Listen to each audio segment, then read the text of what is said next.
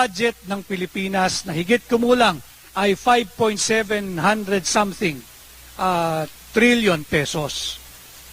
Halos kalahati po noon ay utang. Sapagkat yung kalahati higit kumulang ay na-source from revenues. Yung mga koleksyon ng gobyerno sa importation, sa taxes, sa lahat. Higit kalahati po noon ay utang. Utang na nga yung higit kalahati, siningitan pa ng 800 billion na Presidential Pork Barrel Funds. At yung 800 na yun, inutang yun, may interest yun.